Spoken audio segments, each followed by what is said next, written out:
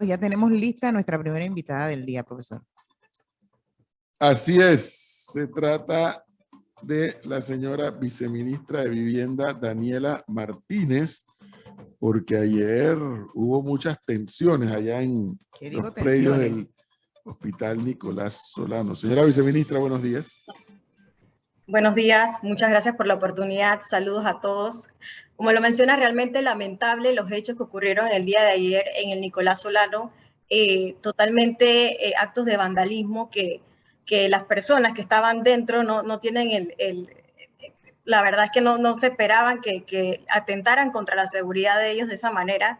Incluso vimos fotos donde las personas que estaban protestando vandalizaron autos de personal del Nicolás Solano, y esto es totalmente inaceptable, la destrucción tanto de la propiedad privada como de la estatal. Así es. Antes de entrar en los detalles de lo que ocurrió el día de ayer, ¿nos pudiera hacer un breve resumen de qué es lo que pasó en esa área del Hospital Nicolás Solano desde un principio, cuando hubo que sacar a los señores invasores de esas tierras? ¿Qué fue lo que pasó? Correcto. Nosotros hemos hecho acercamientos, no de este año, desde antes. El ministro Paredes, siendo viceministro, se acercó a Tierra Prometida para plantearles una propuesta de reubicación hacia unos terrenos en el mismo distrito de La Chorrera, específicamente en el corregimiento de Las Mendozas. Nosotros nos acercamos en marzo de este año con todos los directores del ministerio, el ministro Paredes, mi persona, para plantearles a la comunidad la mudanza o la reubicación. En esa fecha, ellos o parte de la población no aceptaron la reubicación y se mostraron en negación totalmente. Arrojó un censo por parte de Desarrollo Social de 542 familias. De estas 542 familias, hoy a la fecha reubicamos a 320 familias. Es decir, que las otras familias que no se reubicaron, uno, es porque dijeron no a la propuesta rotundamente. Dos, porque en el censo nosotros nos pudimos dar cuenta que muchas personas les salía una propiedad en el registro público y no hay manera de que nosotros beneficiemos a una familia que ya tiene una propiedad. Y tres, descubrimos que muchas de estas personas se dedicaban a la venta de lotes dentro de Tierra Prometida y obviamente lo sacamos automáticamente de los beneficios del Ministerio de Vivienda. Estaban invadiendo unas tierras, profesor, que no son de ellos. Sí, pero con un agravante además, ¿no? Bueno, con lo que pasó ayer. Con lo que pasó en el hospital, que realmente las imágenes eran terribles. Ahora, viceministra, dígame una cosa. ¿Hay un déficit habitacional en Panamá todavía? Sí, nosotros tenemos definitivamente un déficit habitacional, pero en paralelo también tenemos programas en el ministerio que está dirigido para personas vulnerables y para las personas de clase media, como es el Fondo Solidario de Vivienda, donde el gobierno nacional, a través de este ministerio, le brinda un aporte de 10.000 balboas a las personas que están adquiriendo por primera vez su vivienda, cuyo precio no exceda de 70.000. O sea que también tenemos programas para que las personas puedan aplicar. Y siempre nosotros recalcamos que los canales deben ser los canales correctos y no requerir a las invasiones, porque no solamente invaden los terrenos estatales, sino también los terrenos privados. Y las personas, desde el día uno que se meten a una propiedad privada del Estado, saben que esto puede pasar. ¿Qué puede pasar? Un desalojo, un lanzamiento. Nosotros siempre recalcamos este tema de que esto se puede dar y no en todas las ocasiones va a ser algo que el dueño pueda negociar con los residentes. Entonces, ellos saben lo que puede pasar y lo que buscamos es frenar las invasiones definitivamente. Al final hubo, creo que 16 personas aprehendidas, pero bueno, eso lo tendrá que deslindar la autoridad correspondiente. Lo que me llamó la atención, además de lo que ocurrió ayer, es que un grupo de personas vino del sector este de la ciudad, que entiendo que también son invasores, pero en otro punto, a apoyarlos. Son gente que está sí, totalmente organizada. Sí. Es que son grupos organizados. No solamente existe una coordinadora, son varias. De hecho, en estos momentos tengo conocimiento que se están dirigiendo hacia la presidencia en apoyo a lo que sucedió ayer en Tierra Prometida, perdón, lo que sucedió el viernes en Tierra Prometida. Y esto es un grupo que no solamente están apoyados por muchas personas, sino también por abogados. Son grupos pagados que se dedican en muchas ocasiones a invadir tierras, tanto privadas como estatales. Ahora, esas tierras ahí en Tierra Prometida son del Estado. ¿Qué pretenden hacer Así en es. esa área? Estas tierras están bajo la administración de la NATI y ahí se va a desarrollar lo que es un centro, una ciudad deportiva y el estadio de Mariano Rivera. Es un proyecto que ya viene anunciándose desde hace mucho y las personas, a sabiendas de esto, deciden quedarse en el lugar, existiendo una propuesta por parte del Ministerio de Vivienda y Ordenamiento Territorial. Viceministra, una pregunta que yo me imagino cuál es su respuesta, pero igual se la hago para saber si hay algunas otras opciones. Yo sé que los gobiernos, incluyendo este y todos los anteriores, no son dados a estar construyendo albergues por construir, porque me han explicado en administraciones anteriores, y me imagino que en esta no es diferente, corren el riesgo de que los construyen. Supuestamente si los construyeran y los tienen allí, es para emergencias, unos albergues.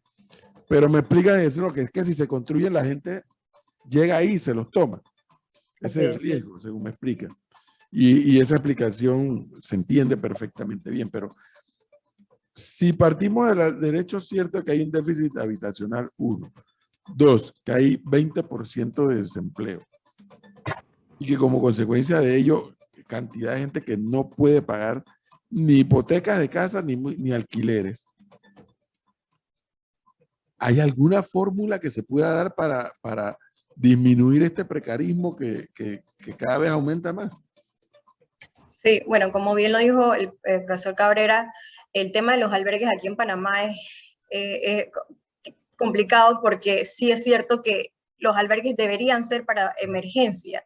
Sin embargo, se ha comprobado que los albergues que se construyen, que han construido el Ministerio de Vivienda, se vuelven prácticamente permanentes porque las personas no están ahí por un periodo, sino que toman ese albergue como una vivienda.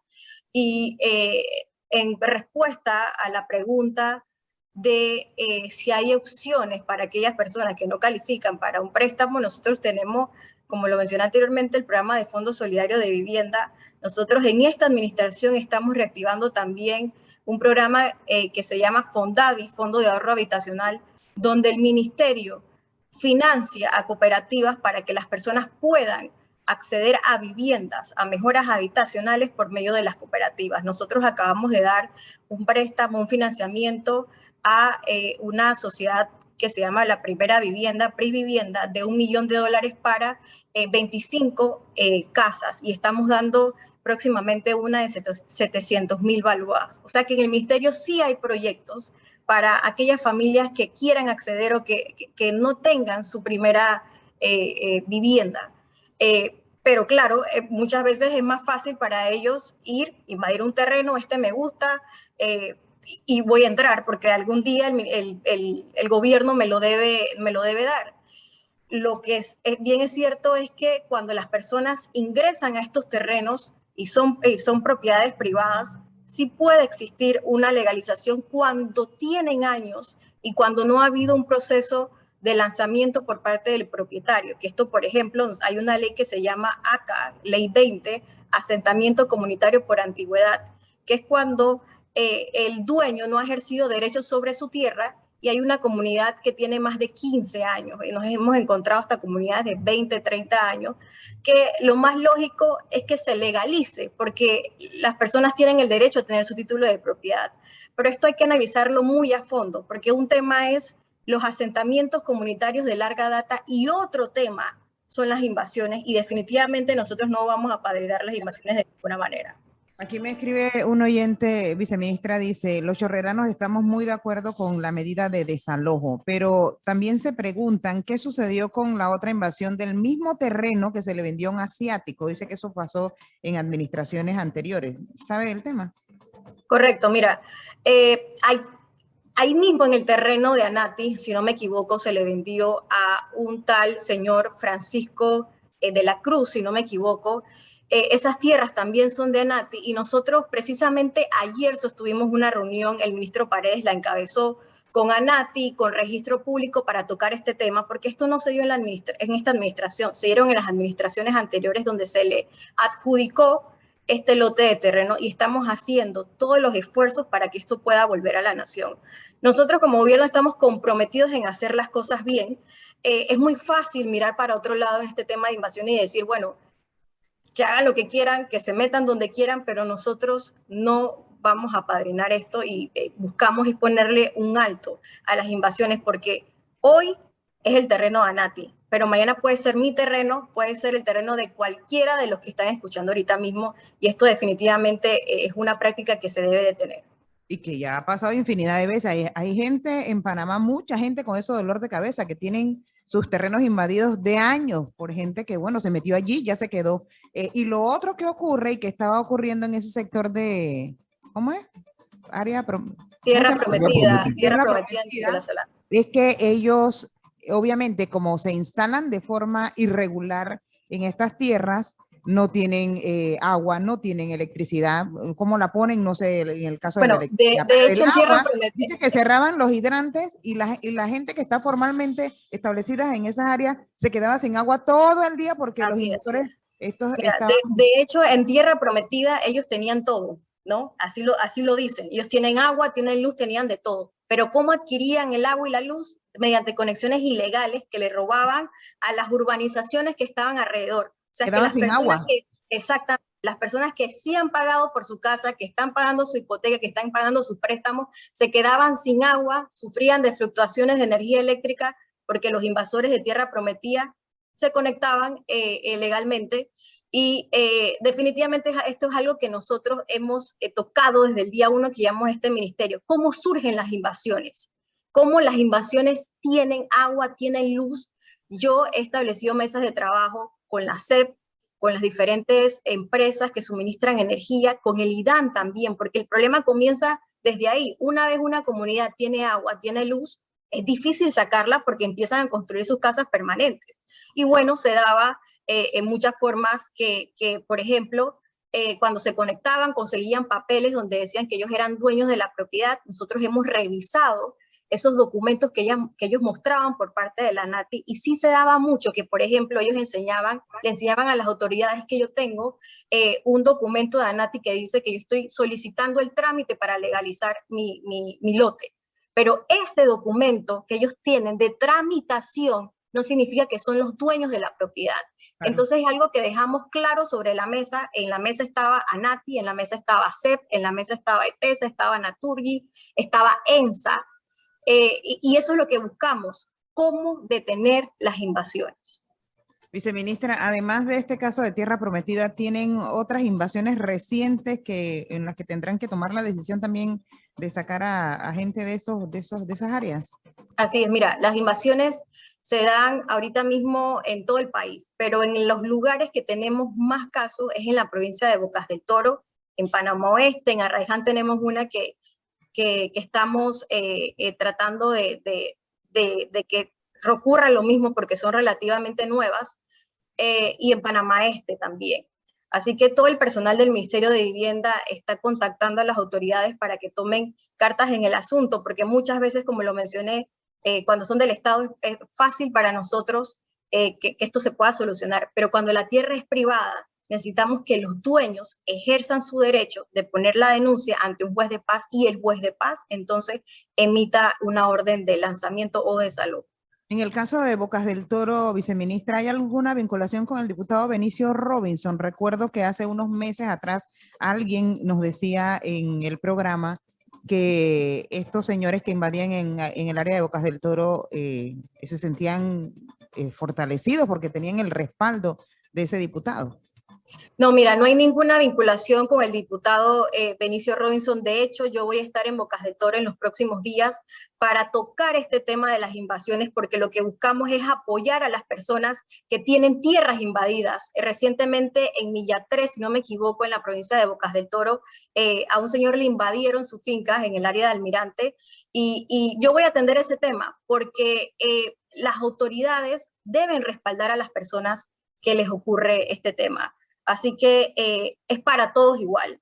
No hay preferencia de que yo voy a ayudar a este y yo voy a ayudar a otro. Para todos es lo mismo. Como lo mencioné, hoy puede ser tierras del Estado, mañana puede ser mi propiedad, mañana puede ser la del vecino, no es posible que una persona, porque le parezca atractiva la propiedad o la casa de alguien, corra a invadirla.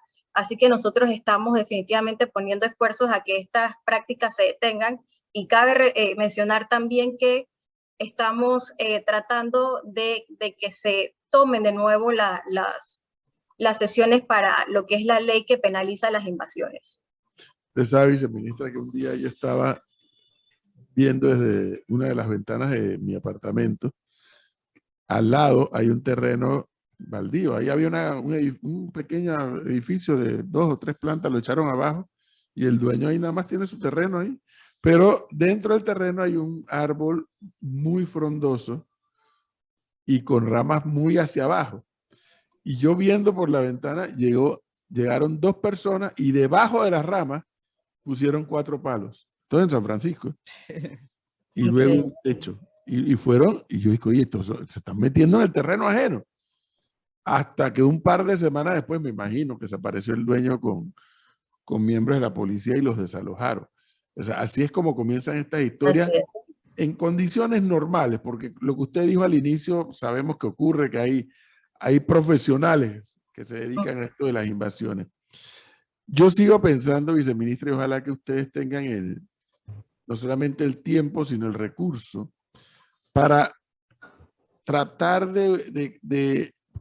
reconozcamos que el país todavía atraviesa por esto de la pandemia. Ningún gobierno del mundo estaba preparado para esto. Y esto de la pandemia pues ha agravado un tanto más los problemas de carácter social en los estados. Parece que va a haber que poner a pensar a un grupo de funcionarios del MIBIOT, a ver qué otras fórmulas, además de las que ya existen, se pueden conseguir para los que son verdaderamente familias que necesitan un techo. Así es. Porque tampoco se le puede decir vayan para el parque. Tampoco se le puede decir que vayan a vivir debajo de los puentes, como en efecto hay gente que vive abajo de los puentes ya en esta ciudad de Panamá.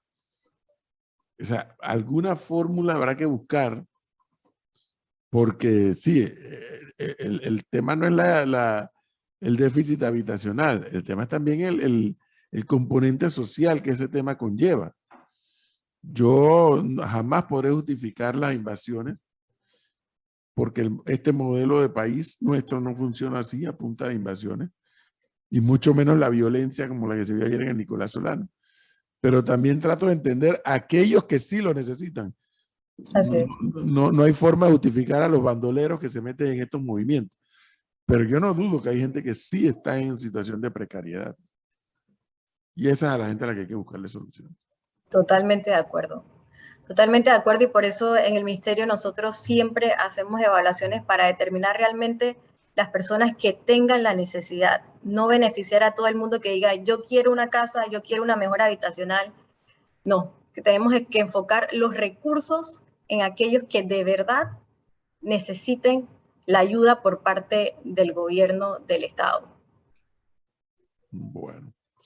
Señora viceministra Daniela Martínez, muchísimas gracias por darnos el tiempo y compartir la información. Muy amable. Gracias, saludos, buen día.